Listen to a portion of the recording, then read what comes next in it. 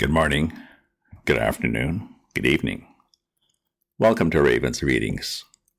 I'll be reading from The Adventures of Tom Sawyer, published in 1876 by Mark Twain. It's set in 1840 along the Mississippi River near the town of Hannibal, where Twain grew up. I do readings twice a week, Tuesdays and Fridays, so this will take about 10 weeks total. If you subscribe to my Substack newsletter, you'll get notified of my updates as soon as they're ready. If you enjoy this reading or have other classics you'd like to hear, leave me a comment. Last time, Tom and Becky had their first kiss and their first fight. And Tom had another fight in Sherwood Forest, which turned out better. Next, Tom waits for Huck's signal so they can visit a graveyard in the middle of the night. Chapter 9. At 9:30 that night, Tom and Sid were sent to bed as usual. They said their prayers, and Sid was soon asleep. Tom lay awake and waited in restless impatience. When it seemed to him that it must be nearly daylight, he heard the clock strike 10. This was despair. He would have tossed and fidgeted as his nerves demanded, but he was afraid he might wake Sid. So he lay still and stared up into the dark. Everything was dismally still. By and by, out of the stillness, little, scarcely perceptible noises began to emphasize themselves. The ticking of the clock began to bring itself into notice. Old beams began to crack mysteriously. The stairs creaked faintly. Evidently spirits were abroad. A measured, muffled snore issued from Aunt Polly's chamber. And now the tiresome chirping of a cricket that no human ingenuity could locate began. Next, the ghastly ticking of a death watch in the wall at the bed's head made Tom shudder. It meant that somebody's days were numbered. Then the howl of a far-off dog rose on the night air and was answered by a fainter howl from a remoter distance. Tom was in agony. At last he was satisfied that time had ceased and eternity begun, so he began to doze in spite of himself. The clock chimed 11, but he did not hear it. And then there came, mingled with his half-formed dreams, a most melancholy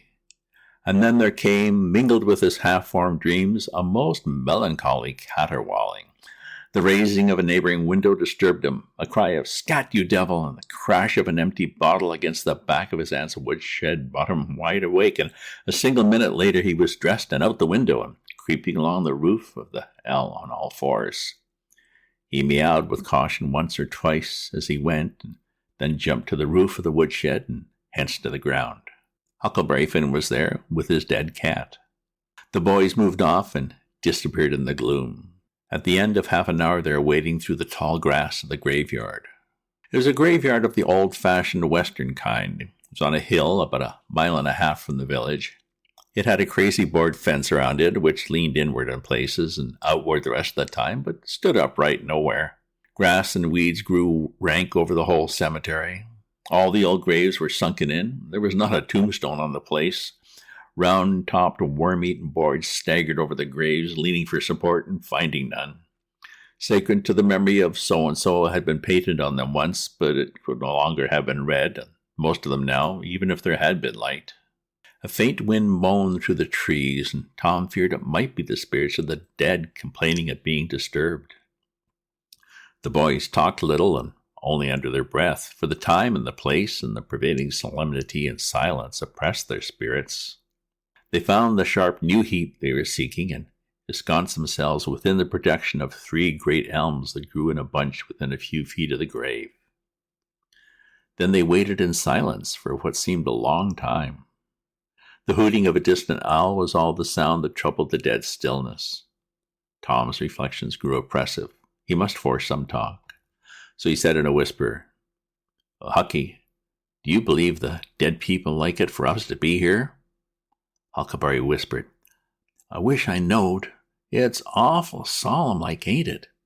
"I bet it is." There was a considerable pause while the boys canvassed this matter inwardly, and then Tom whispered, "Say, Hucky, do you reckon Hoss Williams hears us talking?" "Oh, of course he does. Least his spirit does." Tom, after a pause, I wish I'd said Mr. Williams, but I never meant any harm. Everybody calls him Hoss. A body can't be too particular how they talk about these here dead people, Tom. Well, this was a damper. Conversation died again. Presently, Tom seized his comrade's arm and said, "Shh." "What is it, Tom?" And the two clung together with beating hearts. "Shh, there it is again. Didn't you hear it?" There, now you hear it? Oh, Lord, Tom, they're coming. They're coming, sure. What do we do?" "I don't know. Think they'll see us?" "Oh, Tom, they can see in the dark, same as cats. Oh, I wish I hadn't come." "Oh, don't be feared. I don't believe they'll bother us. We ain't doing any harm. If we keep perfectly still, maybe the spirits won't notice us at all." "I'll try to, Tom, but Lord, I'm all a shiver." "Listen." The boys bent their heads together and scarcely breathed. A muffled sound of voices floated up from the far end of the graveyard. "Look, see there," whispered Tom. "What is it?" "It's devil fire. Oh, Tom, this is awful." Some vague figures approached through the gloom, swinging an old-fashioned tin lantern that freckled the ground with innumerable little spangles of light. Presently, Huckleberry whispered with a shudder, "It's the devil, sure enough, 3 of them. Oh, Lordy, Tom, we're goners. Can you pray?" "I'll try, but don't you be afraid, or they ain't going to hurt us. Now I lay me down to sleep, Shh! What is it, Huck?" "They're humans. One of them, anyway. One of them's old Muff Potter's voice." "No, it ain't so, is it?" "I bet I know it. Don't you stir or budge. He ain't sharp enough to notice us. Drunk, the same as usual. Likely blamed old Rip." "All right, I'll keep still. Now they're stuck. I can't find it. Here they come again. Another hot. Cold again. Hot again. Red hot. They're pointing right this time. Say, Hunk, I know another of them boys. It's Injun Joe." "That's so, that murdering half-breed? I'd druther it was devils a darn sight. What can they be up to?" The whisper died wholly out now, for the 3 men had reached the grave and stood within a few feet of the boy's hiding place. "Here it is," said the third voice, and the owner of it held the lantern up and revealed the face of young Dr. Robinson. Potter and Injun Joe were carrying a hand barrow with a rope and a couple of shovels on it. They cast down their load and began to open the grave. The doctor put the lantern at the head of the grave and came and sat down with his back against one of the elm trees. He was so close the boys could have touched him. "Hurry, man," he said in a low voice. "The moon might come out at any moment." They growled a response and went on digging. For some time there was no noise but the grating sound of the spades discharging their freight of mold and gravel. It was very monotonous. Finally a spade struck upon the coffin with a dull, woody accent, and within another minute or two the men had hoisted it out on the ground. They pried off the lid with their shovels and got out the body and dumped it rudely on the ground. The moon drifted from behind the clouds and exposed the pallid face. The barrow was got ready and the corpse placed on it, covered with a blanket and bound in its place with the rope. Potter took out a large spring knife and cut off the dangling end of the rope and said, "Now the cussed thing's ready, Sawbones, and you'll just out with another 5, or here she stays." "That's the talk," said Injun Joe. "Oh, look, we're here. What does this mean?" said the doctor. "You required your pay in advance, and I paid you." "Well, yes, and you've done more than that," said Injun Joe, approaching the doctor, who was now standing. "5 years ago, you drove me away from your father's kitchen one night when I come to ask for something to eat. And you said I weren't there for any good, and when I swore to get even with you, even if it took 100 years, your father had me jailed for a vagrant. Do you think I'd forget? The Injun blood ain't in me for nothing, and now I've got you, and you gotta settle, you know." He was threatening the doctor, with his fist in his face by this time. The doctor struck out suddenly and stretched the ruffian on the ground. Potter dropped his knife and exclaimed, "Here now, don't you hit my part!" And the next moment he was grappling with the doctor, and the two were struggling with might and main, trampling the grass and tearing the ground with their heels. Injun Joe sprang to his feet, his eyes flaming with passion, snatched up Potter's knife and went creeping, cat-like and stomping round and round about the combatants, seeking an opportunity. All at once the doctor flung himself free and seized the heavy headboard of William's grave and felled Potter to the earth with it.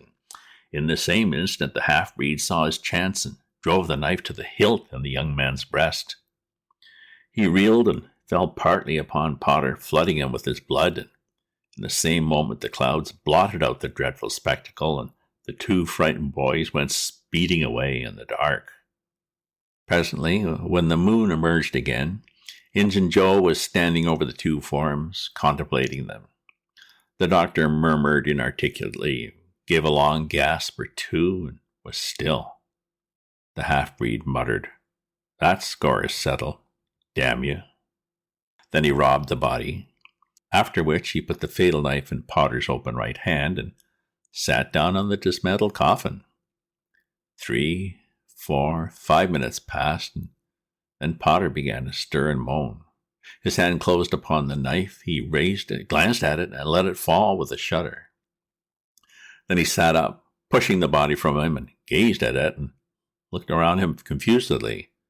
His eyes met Joe's. "Oh, Lord, how's this, Joe?" he said. "It's a dirty business," said Joe without moving. "What did you do it for?" I never done it." "Oh, look here, this kind of talk won't wash." Potter trembled and grew white. I thought I'd got sober. I'd no business to drink tonight, but it's in my head yet worse than when we started here. I'm all in a muddle, can't recollect anything of Hardy. Tell me, Joe, honest now, old feller, did I do it? Joe, I never meant to. Upon my soul and honor, I never meant to, Joe. Oh, tell me how it was, Joe. Oh, it's awful. And him so young and promising. Well, you two was scuffling, said Joe, and he fetched you one with the headboard, and you fell flat, and up you come, all reeling and staggering like, and snatched the knife and jammed it into him just as he fetched you another awful clip, and here you've laid as dead as a wedge till now. Oh, Joe, I didn't know what I was doing. I wish I may die this minute if I did. It was all on account of the whiskey and the excitement, I reckon. I never used a weapon in my life before, Joe. I've fought, but never with that weapon. They'll all say that, Joe. Don't tell. Say you won't, Joe. There's a good feller. I always liked you, Joe, and stood up for you, too. Don't you remember? You won't tell, will you, Joe? And the poor creature dropped on his knees before the stolid murderer and clasped his appealing hands. No, you've always been fair and square with me, Muff Potter. I won't go back on you. There now, that's as fair as a man can say. Oh, Joe, you're an angel. I'll bless you for this for the longest day I live. And Potter began to cry. Come on now, that's enough of that. This ain't no time for blubbering. You'll be off yonder way, and I'll go this. Move now. Don't leave any tracks behind you. And Potter started on a trot and quickly increased to a run. The half-breed stood looking after him. He muttered, If he's as much stunned with the lick and fuddled with the rum as he has the look of being, he won't think of his knife till he's gone so far. He'll be afraid to come back after it to such a place by himself. Chicken heart. 2 or 3 minutes later, the murdered man, the blanketed corpse, the lidless coffin, and the open grave were under no inspection but the moon's. The stillness was complete again. End of chapter. Chapter 10. The boys flew on and on toward the village, speechless with horror. They glanced backward over their shoulders from time to time, apprehensively, as if they feared they might be followed. Every stump that started up in their path seemed a man and an enemy and made them catch their breath. And as they sped by some outlying cottages that lay near the village, the barking of the aroused watchdogs seemed to give wings to their feet. Oh, if we can only get to the old tannery before we break down, whispered Tom in short catches, being breathed. I can't stand it much longer. Huckleberry's hard pantings were his only reply. The boys fixed their eyes on the goal of their hopes and bent to their work to win it. They gained steadily on it, and at last, breast to breast, they burst through the open door and fell grateful and exhausted into the sheltering shadows beyond. By and by, their pulses slowed down, and Tom whispered, Huckleberry, what do you reckon'll come of this? If Doc Robinson dies, I reckon hanging'll come of it. Do you, though? Why, I know it, Tom. Tom thought a while, and then he said, Who'll tell? We? Oh, what are you talking about? Suppose something happened and Injun Joe didn't hang. Why'd kill us some time or other just as dead, sure as we're laying here. That's just what I was thinking to myself, Huck. If anybody tells, said Huck, let Muff Potter do it. If he's fool enough, he's generally drunk enough. Tom said nothing, went on thinking. Presently he whispered, Huck, Muff Potter don't know it. How can he tell? Well, what's the reason he don't know it? Because he just got that whack when Injun Joe done it. Do you reckon he could see anything? Do you reckon he knowed anything? Oh, by hokey, that's so, Tom. And besides, look a-here. Maybe that whack done for him. No, 'tain't likely, Tom. He had liquor in him, I could see that. And besides, he always has. Well, when Pap's full, you might take and belt him over the head with a church, and you couldn't face him. He says so his own self. So it's the same with Muff Potter, of course. But if a man was dead sober, I reckon maybe that whack might fetch him. I don't know. After another reflective silence, Tom said, Hucky, you sure you can keep mum? Oh, Tom, we gotta keep mum. You know that. That Injun devil wouldn't make any more of drowning us than a couple of cats if we was to squeak about this and they didn't hang him. Now look here, Tom, let's take and swear to one another. That's what we got to do, swear to keep mum. I'm agreed. It's the best thing. Would you just hold hands and swear that we... Oh, no, that wouldn't do for this. That's good enough for little rubbishy common things, especially with gals, because they go back on you anyway and blab what they get in a huff, but there's order to be writing a big thing like this, and blood. Tom's whole being applauded this idea. It was deep, but dark, and awful. The hour, the circumstances, the surroundings were in keeping with it. He picked up a clean pine shingle that lay in the moonlight, took a little fragment of red keel out of his pocket, got the moon on his work, and painfully scrawled these lines, emphasizing each slow down stroke by clamping his tongue between his teeth and letting up the pressure on the upstrokes. Huck Finn and Tom Sawyer swears they'll keep mum about this, and they wish they may drop down dead in their tracks if they ever tell and rot. Huckleberry was filled with admiration for Tom's facility in writing and the sublimity of his language. He at once took a pin from his lapel and was going to prick his flesh, but Tom said, Oh, hold on. Don't do that. A pin's brass. It might have verdigrease on it. What's verdigrease? Oh, it's pison. That's what it is. You just swaller some of it once. You'll see. So Tom unwound the thread from one of his needles, and each boy pricked the ball of his thumb and squeezed out a drop of blood. In time, after many squeezes, Tom managed to sign his initials, using the ball of his little finger for a pen. Then he showed Huckleberry how to make an H and an F, and the oath was complete. They buried the shingle close to the wall with some dismal ceremonies and incantations, and the fetters that bound their tongues were considered to be locked and the key thrown away. A figure crept stealthily through a break in the other end of the room building now, but they didn't notice it. Tom, whispered Huckleberry, does this keep us from ever telling always? Oh, of course it does. It don't make any difference what happens. We got to keep mum. We drop down dead. Don't you know that? Yeah, I reckon that's so. They continued to whisper for some little time, and presently a dog set up a long, lugubrious howl just outside, within 10 feet of them. The boys clasped each other subtly in agony of fright. Oh, which of us does he mean? Gasped Huckleberry. I don't know. Peep through the crack, quick. No, you, Tom. Oh, I can't do it, Huck. Oh, please, Tom. Oh, there 'tis again. Oh, Lordy, I'm thankful, whispered Tom. I know his voice. It's Bull Harbison. Oh, that's good. I tell you, Tom, I was almost scared to death. I'd have bet anything it was a stray dog. The dog howled again. The boy's heart sank once more. Oh, my, that ain't no Bull Harbison, whispered Huckleberry. Do, Tom. Tom, quaking with fear, yielded and put his eye to the crack, and his whisper was hardly audible when he said, Oh, Huck, it's a stray dog. Oh, quick, Tom, quick. What does he mean? Huck, he must mean us both. We're right together. Oh, Tom, I reckon we're goners. I reckon there ain't no mistake about where I'll go to. I've been so wicked. Dad fetch it, said Tom. This comes of playing hooky and doing everything a feller's told not to do. I might have been a good like Sid if I'd have tried, but no, I wouldn't, of course. But if ever I get off this time, I'll just waller in Sunday schools. Tom began to snuffle a little. You bet, said Huckleberry, and began to snuffle too. Confound it, Tom Sawyer, you're just old pie longside of what I am. Oh, lordy, lordy, lordy, I wish I only had half your chance. Tom choked off and whispered, Look, Hucky, look. He's got his back to us. Hucky looked with joy in his heart. Oh, and he has, by jingoes. Did he before? Oh, yes, he did, but I, like a fool, never thought. Oh, this is bully, you know. Now, who can he mean? The howling stopped. Tom pricked up his ears. Shh, what's that? He whispered. Sounds like hogs grunting. No, it's somebody snoring, Tom. That's it. Whereabouts is it, Huck?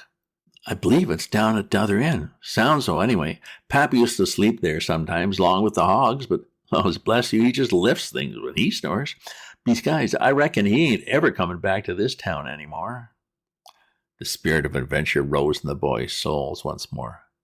Hucky, do you dast to go if I lead? I don't like too much, Tom. I suppose it's Indian Joe. Tom quailed, but presently the temptation rose up strong again, and the boys agreed to try, with the understanding that they would take to their heels if the snoring stopped. So they went tiptoeing stealthily down, the one behind the other. When they had got to within 5 steps of the snorer, Tom stepped on a stick, and it broke with a sharp snap. The man moaned, writhed a little, and his face came into the moonlight. It was Muff Potter. The boys' hearts had stood still, and their hopes too, when the man moved, but their fears passed away now. They tiptoed out through the broken weather boarding and stopped at a little distance to exchange a parting word. That long, lugubrious howl rose on the night air again. They turned and saw the strange dog standing within a few feet of where Potter was lying, and facing Potter, with his nose pointed heavenward. Oh, Jiminy, it's him! Exclaimed both boys in a breath.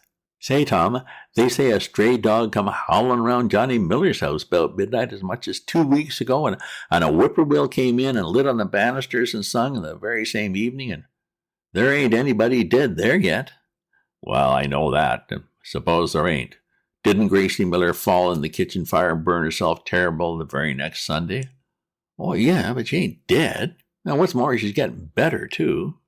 All right, said Tom. You wait and see. She's a goner, just as dead sure as Muff Potter's a goner. That's what the niggers say, and they know all about these kind of things, Huck.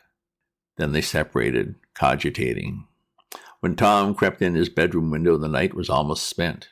He undressed with excessive caution and fell asleep congratulating himself that no one knew of his escapade. He was not aware that the gently snoring Sid was awake and had been so for an hour. When Tom awoke, Sid was dressed and gone. There was a late look in the light, a late sense in the atmosphere. He was startled. Why had he not been called, persecuted till he was up as usual? The thought filled him with bodings. Within 5 minutes he was dressed and downstairs, feeling sore and drowsy. The family were still at table, but they'd finished breakfast. There was no voice of rebuke, but there were averted eyes. There was a silence and an air of solemnity that struck a chill to the culprit's heart. He sat down and tried to seem gay, but it was uphill work. It roused no smile, no response, and he lapsed into silence and let his heart sink down to the depths. After breakfast, his aunt took him aside, and Tom almost brightened in the hope that he was going to be flogged, but it wasn't so. His aunt wept over him and asked him how he could go out and break her old heart so, and finally told him to go on and ruin himself and bring her gray hairs with sorrow to the grave, or no use for her to try any more. This was worse than 1,000 whippings, and Tom's heart was sorer now than his body. He cried, he pleaded for forgiveness, promised to reform over and over again, and received his dismissal, feeling that he had won but an imperfect forgiveness and established but a feeble confidence. He left the presence too miserable to even feel revengeful toward Sid, and so the latter's prompt retreat through the back gate was unnecessary. He moped to school gloomy and sad, and took his flogging along with Joe Harper for playing hooky the day before, with the air of one whose heart was busy with heavier woes and wholly dead to trifles. Then he betook himself to his seat, rested his elbows on his desk and his jaws in his hands, and stared at the wall with the stony stare of suffering that has reached the limit and can no further go. His elbow was pressing against some hard substance, and after a long time he slowly and sadly changed his position and took up this object with a sigh. It was in a paper. He unrolled it. A long, lingering, colossal sigh followed, and his heart broke. It was his brass andiron knob. This final feather broke the camel's back. End of chapter. Well, a murder, and now what? Will Muff Potter be charged? And, well, what about Becky? Remember to let me know what your preferences are for readings. If you subscribe to my newsletter, you'll get notified of my updates as soon as they're ready. If you enjoyed this reading or have other classics you'd like to hear, leave me a comment. Check out my other posts on my Substack at ravensview.substack.com, and remember to share this with your friends. Ta-ta for now.